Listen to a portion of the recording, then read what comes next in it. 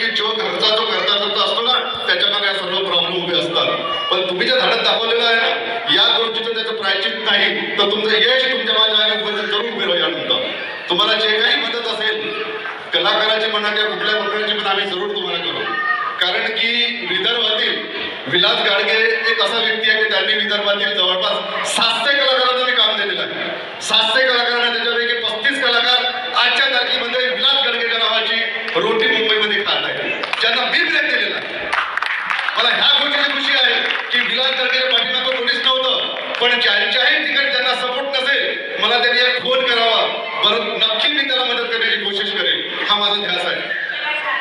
या प्रकारचं कार्य जर कोणी करत राहिलं अपेक्षा नाही माझी की कुणी कुणाला काय केलं पाहिजे परंतु नक्की तुम्ही समोर जा हाच मला तुम्हाला एक ध्यास सांगायचा आहे.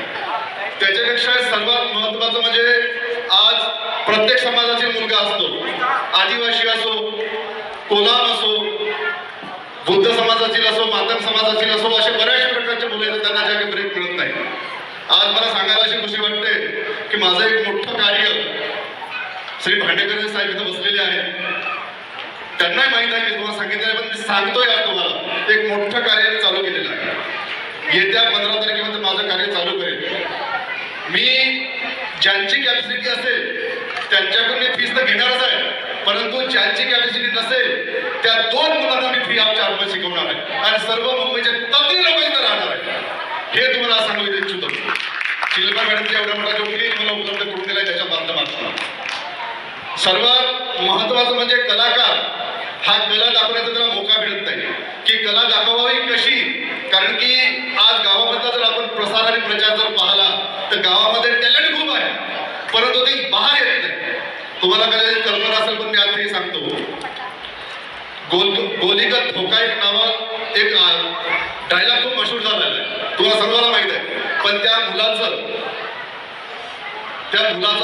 बॅकग्राऊंड कोणी पाहिलं तर आमच्या इथं बरेचसे मुलं असे रोडवर डान्स करतात काय करतात कशा प्रकारे करतात. त्या मुलगा जर बिग बॉसचा विनर होऊ शकते ज्याला की समाजाला फेकून दिलं होतं तो जर समाजामध्ये जर बिग बॉसचा विनर होऊ शकते तर तुम्ही का नाही. म्हणून प्रत्येकाने हौसला बुलंद ठेवा कार्य करत राहा.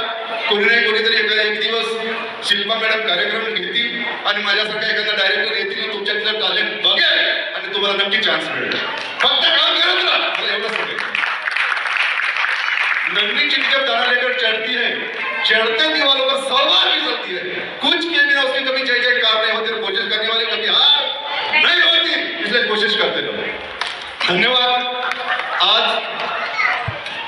एस इंटरनेट फॅशनने जो शो ऑर्गनाइज केलेला आहे आणि तुम्हा सर्वांना पुन्हा एकदा शुभेच्छा देतो आणि ह्या स्टेजवर एवढं सांगू इच्छितो की माझ्या नेक्स्ट पिक्चरमध्ये सर्वात सांगायचं म्हणजे या पिक्चरमध्ये शिल्पा मॅडमला थोडासा रोल मिळाला नाराज नको मॅडम कारण की त्यावेळेस मी डिसिजन घेऊ शकलो नाही कारण की त्यावेळेस माझ्या कुणाचा तरी दबाव होता परंतु या चित्रपटाचा होल अँड सोल मी आहे त्याच्यामुळे तुम्हाला चांगला